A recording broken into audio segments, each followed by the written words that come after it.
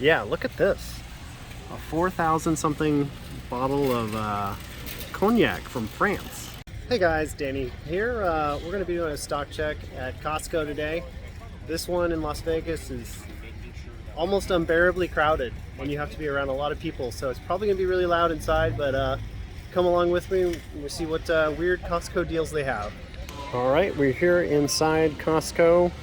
I was expecting a little bit bigger of an audio section, but they have one. It's more headphones and sound bars and stuff, but we're going to go through it anyways, and I'll tell you what I think.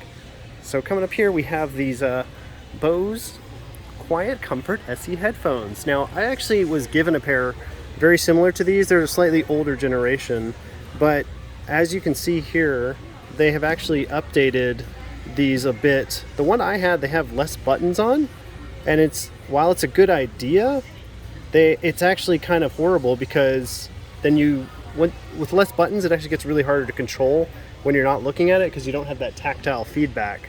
So mine, for example, would always just drain because I couldn't figure out how to turn them off, which was super infuriating.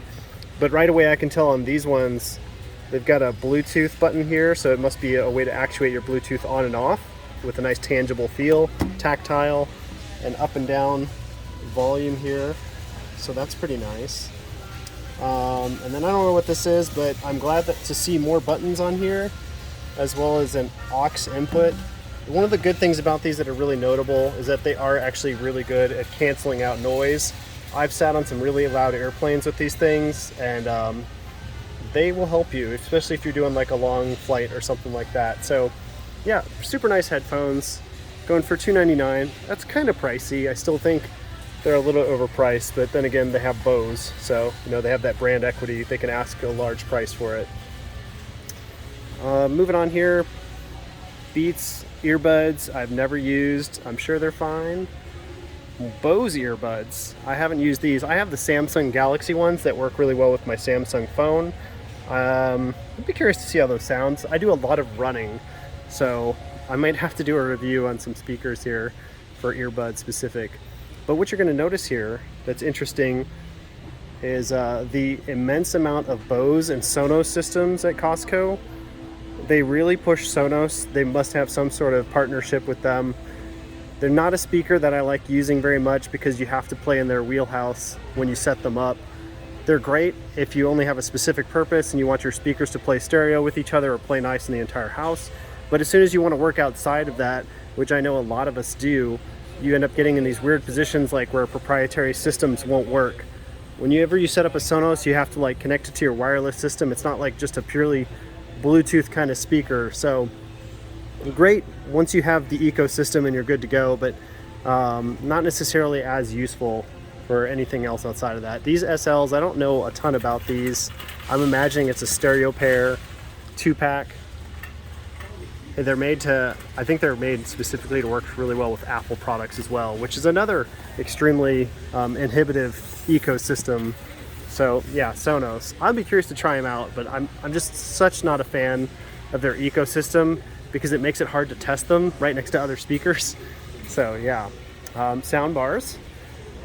They've got this Arc SL, which, oh, by the way, Sonos are expensive. This soundbar is almost $1,000. Those little twin speakers, almost $400. Now, while this is probably an awesome sound kit, it's just extremely overpriced. Like, why would you spend $1,000 on your soundbar? They don't sound that much better. I don't know. I hesitate. But let's see what the demo music is and see how it sounds. Sonos used copyrighted music on their thing that they're playing at Costco that I don't have the rights to play. So anyways, if you're here this long, miraculously, you should definitely consider subscribing or liking. It encourages me to make more stuff in the future. So thanks for watching. That song. It sounds just about as fuzzy and weird as my Vizio soundbar system setup. So yeah, I actually ended up taking all my soundbars out of my house because I just liked using the TV audio. I know that sounds horrible, but I use my TV more for watching YouTube and not so much for like cinematic experience, so it doesn't bother me that much. But this Arc SL sounds okay. Let's see how the theater sounds.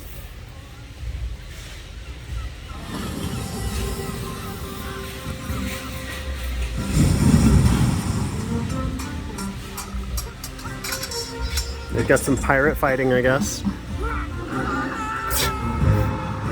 Wow. You know what? It just sounds okay. It doesn't really sound that great. And maybe I am bashing it a little bit because I'm such a hater on Sonos systems. But yeah, there you go. 850 bucks. That's insane. And right next to it, you know what? It's just inflation. The Samsung soundbar, $600. Get whatever. I hate how overpriced these are. Soundbars should be like 200 bucks max. You're gonna get great sound just because you have a speaker that is dedicated for audio. It's not necessarily because it's that much better than one or another. There are sound limitations to the size. And then you have the Sonos Roam here, which I have bashed this speaker before.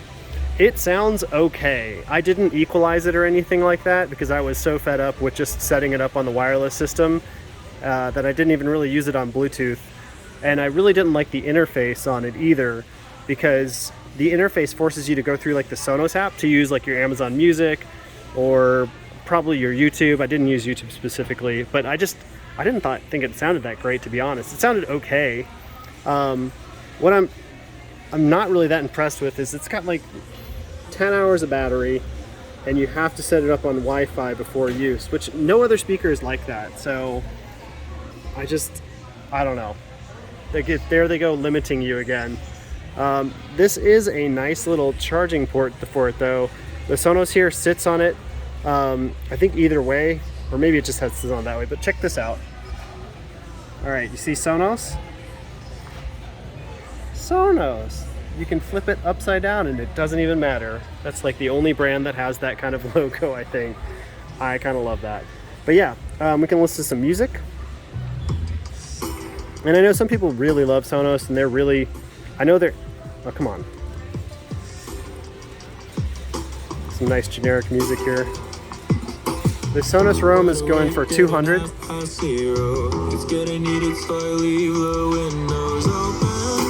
It doesn't sound that great.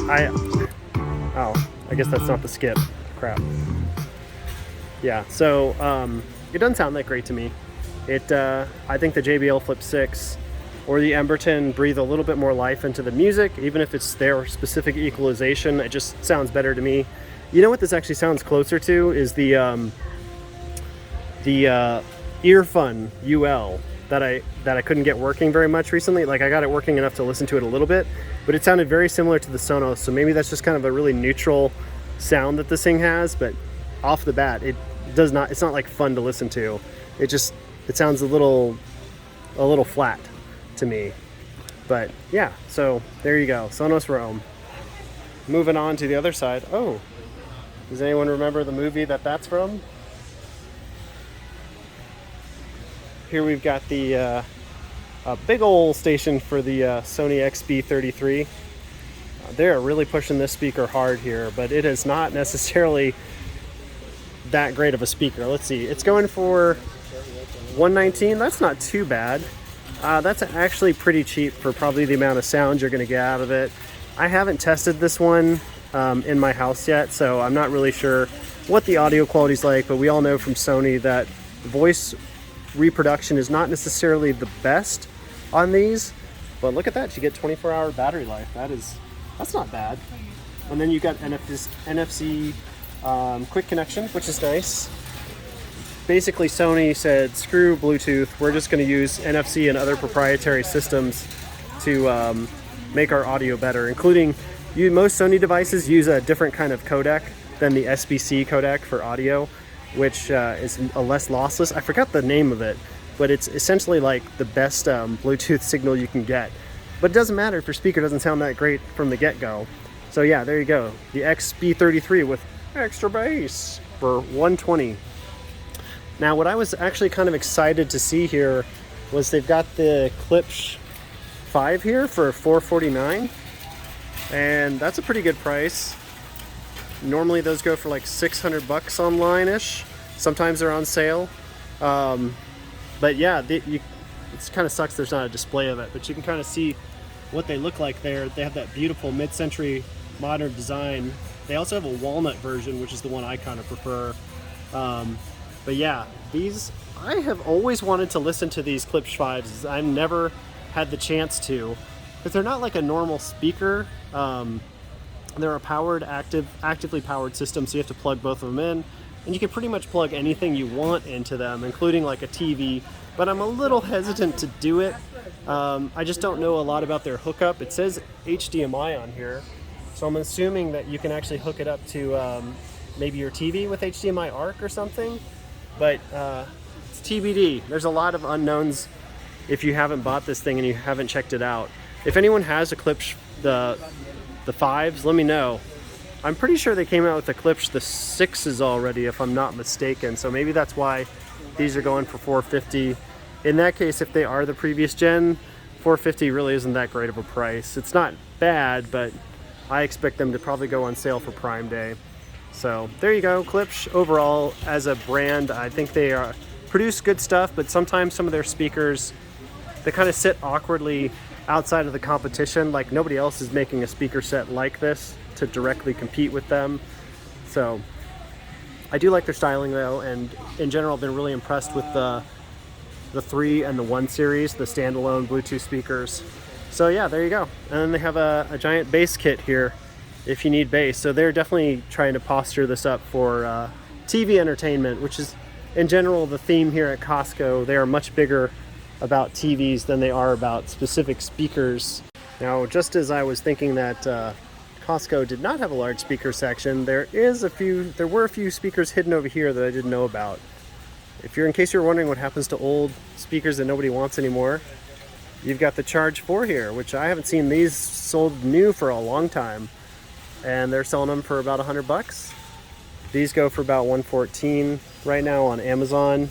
But there are old stock, so you're going to see, like for example, the IPX7 rating on here is definitely older. I don't know what kind of Bluetooth the Charge 4 has.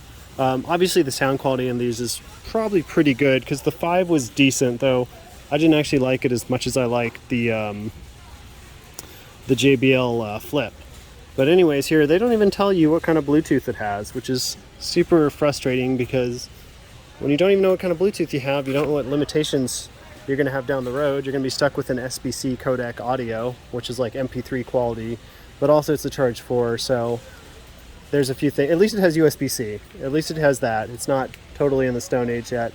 But yeah, this is what they do with their old stock here for $100. Not a terrible deal, but not necessarily that great. I would definitely wait for Prime Day. It's refreshing to see that they have the Flex here.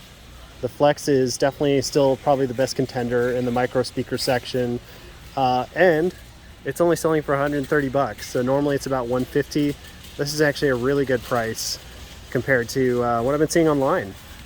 And what's weird about Costco here is instead of just picking up the speaker, they give you these little card things to prevent theft. So you just take this card to the register and they go grab it for you. So definitely a little bit of a weird experience here. But yeah, if you have a Costco membership and you've been looking for a micro speaker, the Bose will definitely be cheaper here when there aren't other sales going on. This has gone for like $130 on Amazon before. So, you know, you will find weird deals at Costco, and that's kind of the thrill of it, is that you'll just find things that maybe are a little bit older or they're trying to offload, but they'll give you a little bit of a better deal on. So yeah, I like how they put it right next to the drones here and the GoPros. So I'm sure that's like probably the older generation of GoPro right there. Oh, and they have VR. If any of you play VR, let me know. I have a VR set and I like playing VR. Now this has nothing to do with speakers, but just look at that little weird alcohol thing. It's a gin liquor for $20. It looks like a snow globe. That's adorable. And then yeah, look at this. A 4,000 something bottle of Cognac from France. If you are really serious about drinking and you go to Costco, all these things are crazy. I guess Las Vegas, they're just really intense about drinking alcohol or something. It's a little more reasonable, $700. Some Scotch whiskey, 21 years.